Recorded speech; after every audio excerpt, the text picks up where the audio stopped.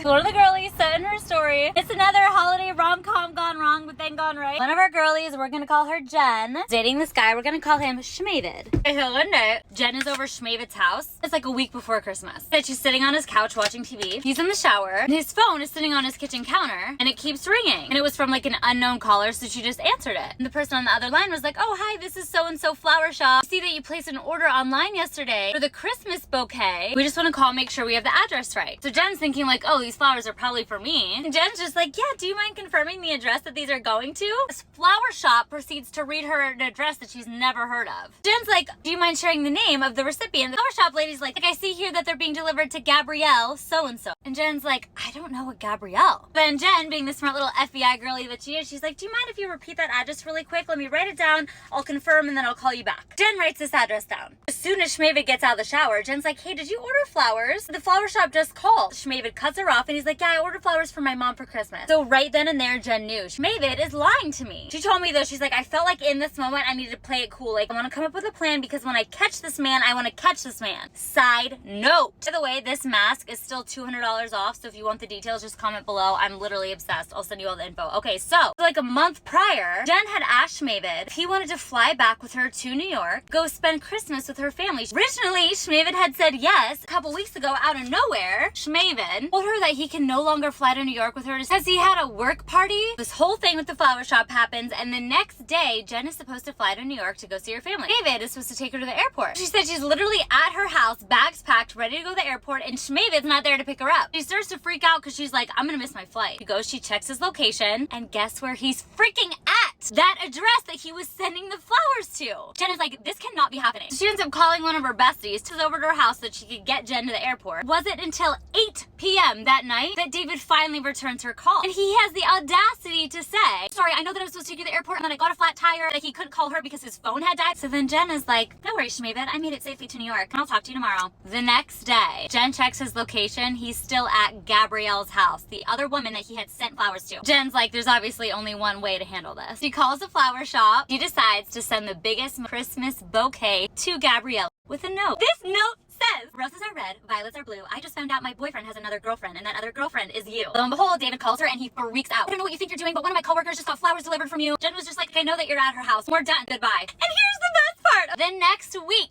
Jen gets a call from this flower shop. And they said, hey Jen, we don't typically do this, but the girl that you delivered flowers to last week requested that she get your name and number because she would like to reach out to you. Later that next week, Jen and Gabrielle went out to lunch. They were two little FBI girlies. They figured out that he had been dating both of them the last 4 months. Jen, thanks for sharing your story. We are obsessed with you. Call me back. Love you. Bye.